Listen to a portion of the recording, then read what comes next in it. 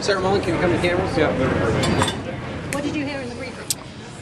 Yeah, first of all, I'm not going to talk about anything that was classified there, so no operational.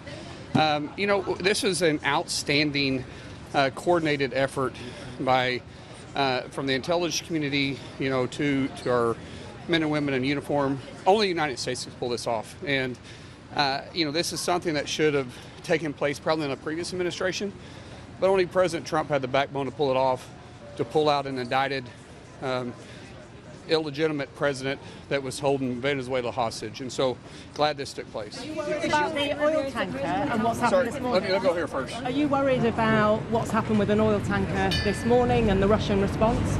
No, absolutely not. You know, we're going to control our Western Hemisphere. This is the emphasis that President Trump has put in it. There is not going to be any oil coming in or out of Venezuela without our approval. Yes. Senator Mullin, go ahead. I wanted to ask about the reporting that we saw that Secretary Rubio had told lawmakers that President Trump wants to purchase Greenland. Can you tell us anything about that at all? We didn't talk about that in this meeting. I'll keep our. There was no mention of Greenland. Senator Mullin, can you talk about the plan going forward? Do you feel confident that the administration has the necessary plan in place for what could happen after Maduro's? Absolutely. This was a coordinated effort with months of planning, understanding the contingency plans, the main plan, what happens going in to bring Maduro and his wife to justice, and then what happens with Venezuela moving forward. What we want to do is give the best opportunity for the Venezuelan people to take back their country and put it back in the democracy that they lost 25 years ago. And there is a full plan, full effort.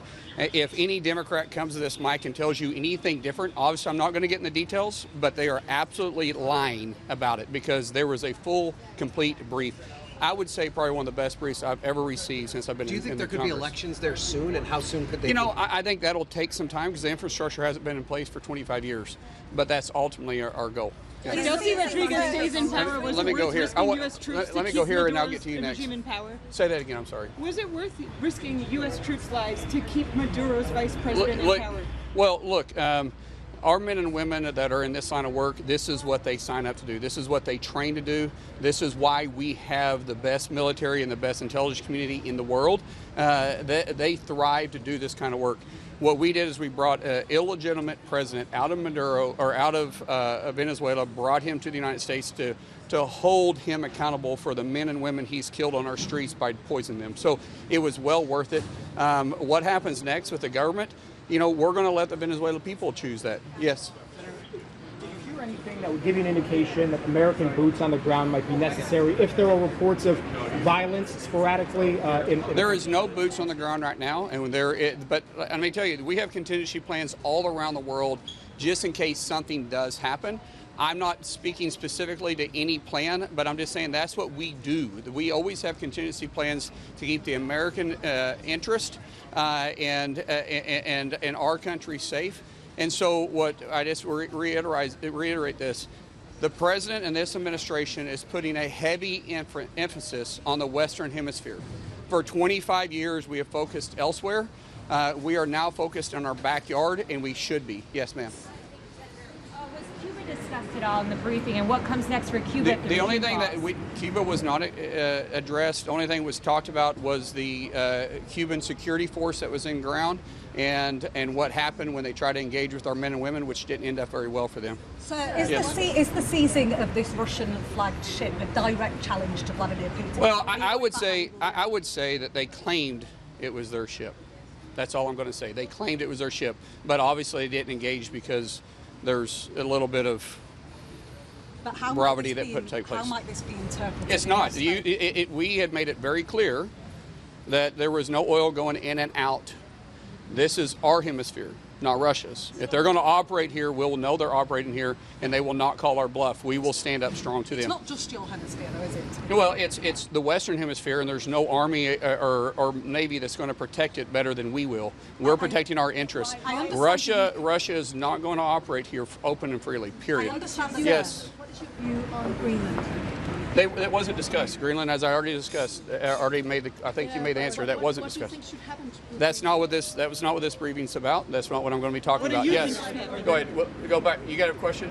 I thought I heard you. Yes, is there a clear plan regarding demands to sever economic ties with China and Russia? That wasn't discussed, and I don't think we want to sever ties with them. I mean, Russia, we've already pretty much put them in a whole sanction. China, we want to have a relationship. We want to have a relationship with China too, or with Russia too, but we're not going to allow China and Russia to back illegitimate regimes that are a criminal organization.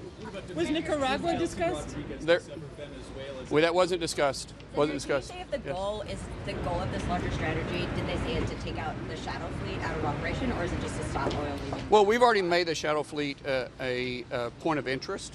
That wasn't discussed in this meeting, but we have made it very clear that the shadow fleet is not going to be operating in our backyard. So what's the broader strategy? What did they say what is the goal? The goal is to bring stability to Venezuela and allow Venezuela to be a democracy again. Any oil that we have that we've seized, and any oil that we bring in will be used directly for the Venezuela people. It will not go into our treasury. Yes. The use of U.S. military force to facilitate. That'll depend on what's taking place, but I don't think that at this point it's going to be necessary. That require an act of Congress? I don't, it depends on what we're doing. If we're going to an act of war, yes. If we're bringing a stabilizing force, I think the AUMF that's in place will probably be able to be sufficient. Do you describe this as regime change? No. What we did is we took out an illegitimate president. He was never duly elected. So there can't be regime change if he should have never been put in place to begin with. Was his vice president duly elected? I don't know how their elections happened. I don't know if they're on the same ticket or separate. I don't know how that works, but I know if we were interested in having a full regime change, if we were interested in taking over Venezuela, we would have left our force in place. We had control of what we wanted to. We were there as a law enforcement, and the military was backing up law enforcement to bring a guy who was indicted almost 6 years ago to justice in the United States for killing people on our own streets by poison that he allows to come out of his country.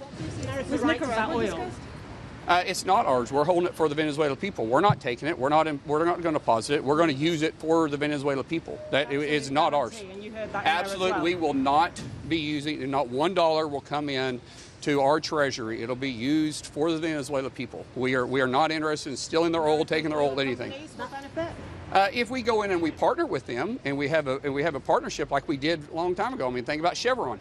Right? We've had partnerships with Venezuela way before Maduro and his dictatorship or the previous dictatorship came in place. So this isn't, as far as partnerships with American companies, countries all around the world want to partner with American technology because we have the resources, we have the ability to do that. I just came back from the Middle East. I went to 3 countries over there. All 3 countries are wanting to partner with American oil companies because no one does it better and more efficient than us. So if businesses happen in Venezuela, we would love to have that business or business relationship. It'll all be about supporting the Venezuelan people and allow Venezuela to become that example they used to be 25 years ago. Was Nicaragua saying that the U.S. has the right to that oil? The what? President Trump appears to be saying that the U.S. has the right to the oil. I don't know. You say appears. I can't answer a question on hypothetical questions or what he says it. What he says is that the oil will be used for the Venezuelan people. He said that very clear. He's made that very clear. That we've also said that there isn't going to be any sanctioned oil that's going to be feeding China's economy or feeding Cuba's economy. We're not going to allow that to happen. Any oil we get will be taken and be sold on the open market to the people that want the oil to be paying for it on in a legal basis. Anything? Yes. What's the level of trust with Delcy Rodriguez and the administration? Well, she's not a friend of ours. She's made it very clear she's not a friend of ours, but it's a trust but verify. All right, guys? Was anything else? Was Nicaragua discussed? Do what? Was Nicaragua discussed? No, was not discussed. All right, I'm going to go. See you guys.